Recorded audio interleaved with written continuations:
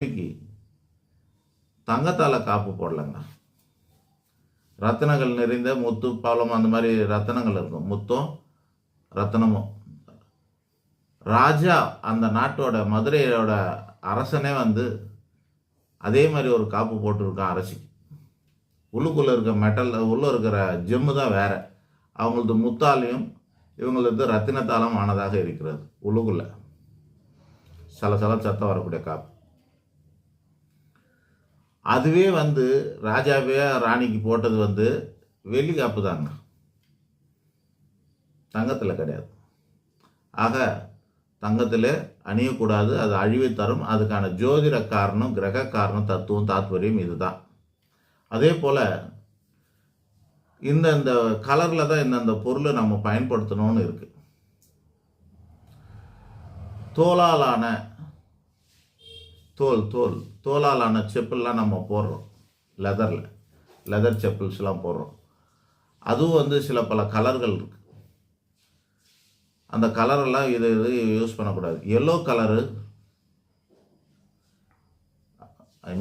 வெள்ளை கலரு, மஞ்சள் கலரெல்லாம் காலில் போடக்கூடாது.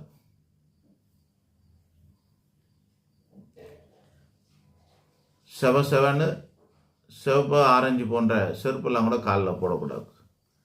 செருப்பு உரியதுனாக்கா நம்ம சொன்ன மாதிரி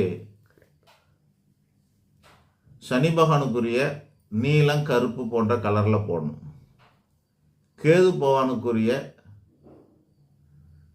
கலரில் போடணும். ராகுக்குரிய கலரில் போடணும். அதாவது ப்ரௌன் கலர், மெரூன் கலரு, கருப்பு கலரு, நீல கலரு, இந்த 4 கலரில் தான் நம்ம செருப்பெல்லாம் போடணும். வெள்ளை கலர் செருப்பெல்லாம் போடக்கூடாது. ஷூஸு வெள்ளை கலரில் தான் இருக்குது. ஸோ அது மாதிரி ஷூவாக இருந்தாலும் செருப்பாக இருந்தாலும் கலர் பார்த்து போடணும். சனி, ராகு, கேது ஆகிய கலர்களில் தான் போடணும். வெள்ளை கூட தவிர்க்கணும். ஏன்னா வெள்ளை கூட சுக்கரனுக்குரியது, காலில் போடக்கூடாது.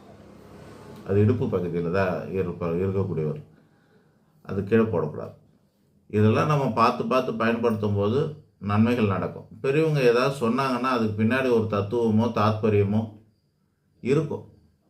வெள்ளியில் போட்டது இல்லைன்றதுக்கு நான் ராஜாவை உதாரணம் சொல்கிறேன், கண்ணகி உதாரணம் சொல்கிறேன், பாண்டிய மன்னன் உதாரணத்தை சொல்லும்போது நம்ம கேட்டுக்கணும். ஏன் எதுக்குன்னு கேட்கக்கூடாது கேள்வி. போடக்கூடாதுன்னா போடக்கூடாது தான். போட்டால் அழிவை சந்திப்பீங்க அப்படின்னு அர்த்தம். நன்றி, வணக்கம். வேறு எதாவது இருக்கா அதில்?